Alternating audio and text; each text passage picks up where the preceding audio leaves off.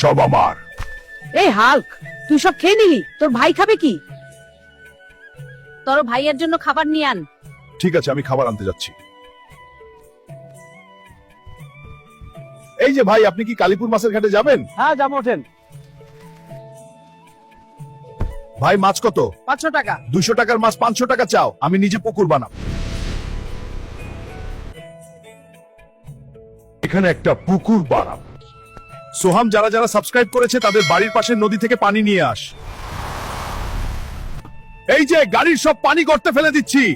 দেখো কি মজা, সব শেষ, পুরো গর্ত ভর্তি। এখন আমি মাছ আনবো এখানে। এই মাছগুলো আমার পুকুরে ছেড়ে দেব।